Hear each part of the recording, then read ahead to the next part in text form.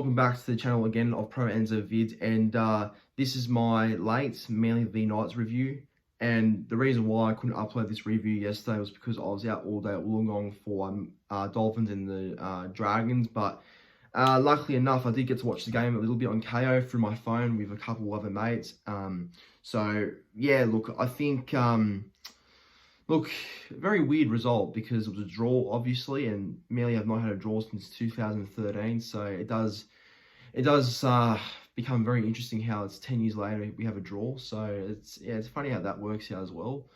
But look, I would have loved to win, but I think the draw was probably fair enough to how both sides played, because I don't think Manly were at their best, but they did enough to sort of just hang in that game still.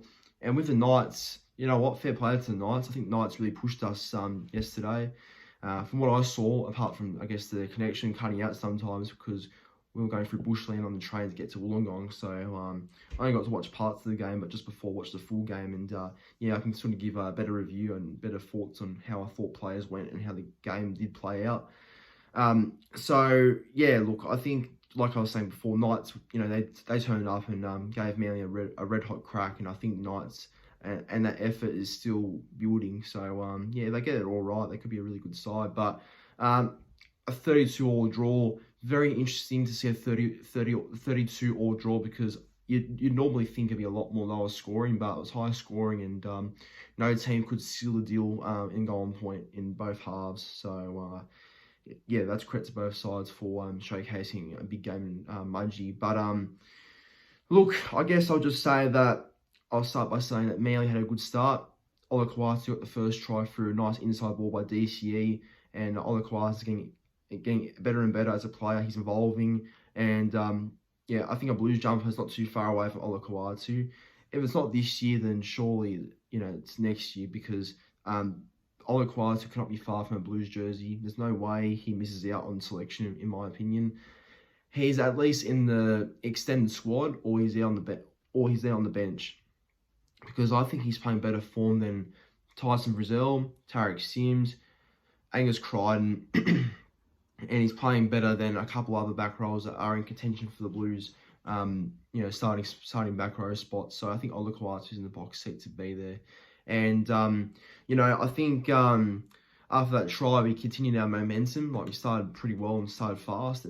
Christian Tuipulotu scored after a nice pass by Morgan Harper. And you know what? Harper played well yesterday, because I know that it gets a lot of criticism, but from what I saw watching the replay, he played well. He had a strong game against Bradman Best. Saved the try towards the end there, which I'll touch into a second. But he saved the try there on Bradman Best towards the end of the game, and he had a strong defensive game, I thought, Harper. So yeah, hopefully not many are criticising him, because he had a good game. So but yeah, he obviously got the ball away to Christian Tuipulotu, who scored a try there, so he made it 10-0. And yeah, because I saw that try on the train, and I was thinking that, you know, maybe we could blow this out to like 30 or 40 points the way we're playing. This is like Manly v Titans and MUDGEE in 2021, you know. But yeah, look, I don't think we helped ourselves when Ola Kawatu went off for a sin bin, because he tripped over or stopped Leo Thompson from getting the ball in the goal line after a Hastings kick. So once Ola Kawatu went off, Knights hit back for a few tries. Jack Johns scored, I think, and I think Greg Marzu was the other winger who scored. So it was like 10-all at one point, and it became 16-10. I think Knights' way. I think maybe I got it wrong there, but Knights basically bounced back after Ola Kawatu went to the sin bin. So no doubt that was a momentum changer. And if Ola Kawatu didn't go off, and I think we would have hung on to those tries, and that they would have never happened. So look, I guess that's just our fault there. But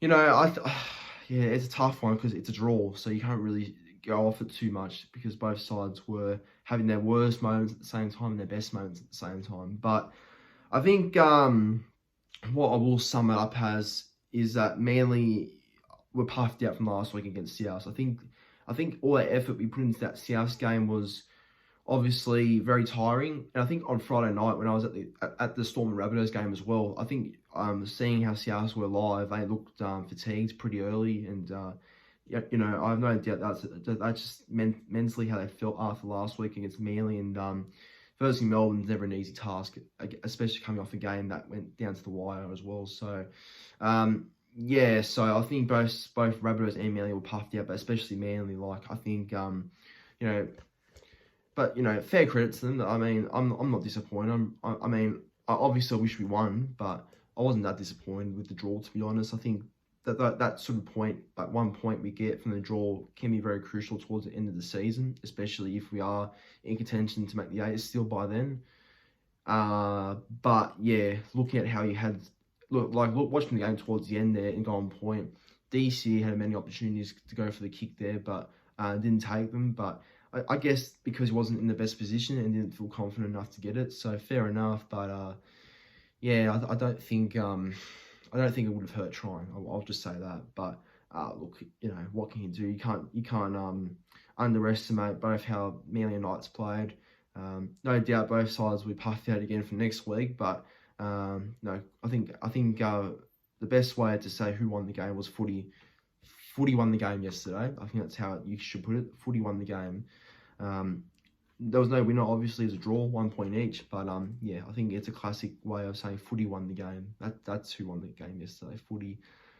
I'll give a couple of shout outs in my top 3 players on ground. So top 3 players on ground, I'd say number 1, I'd give it to probably Oliver Kawatsu. Despite his brain snap towards the end of Lachlan Fitzgibbon, I think he still gets a point for me. So he gets 1 point for me, Oliver Kawatsu. Number 2, I'm going to give to Jake Trbojevic. I think Jake Trbojevic was outstanding. His effort out there was phenomenal. Like, he played 90 minutes, and that's counting goal on point as well. And Jake, you know, Jake's an inspiration to the rest of the group. I think the boys know what he brings to the team, what kind of mentality he brings.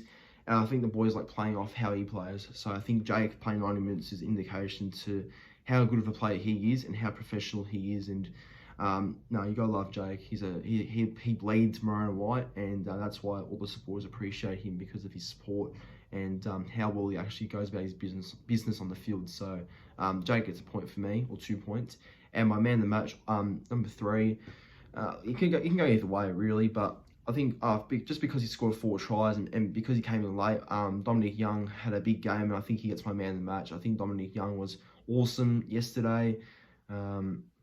Ruben Garrick had a tough day against him, but it's all right. Garrick will be back. But you know, Dominic Young was really good, and I think Knights made a mistake dropping him the other week. So I don't think Adam O'Brien will drop him now after that game he had against Manly. But Holm Hunt is most likely to be back soon, so I don't think I'll change that up. But we'll see what AOB does. But I think you keep Young in the team if you're smart enough. So. But anyway, 32-all draw. Manly play Penrith next week. Knights play the Warriors next Sunday at Newcastle, I think. So, big games for both sides. But until then, that brings an end to my review on the Manly v Knights game. Thanks for watching. Make sure to like the video. Subscribe to the YouTube channel if you are new watching the channel right now. And yeah, please comment your thoughts on the game as well. So, that's it, and I'll see you in the next one.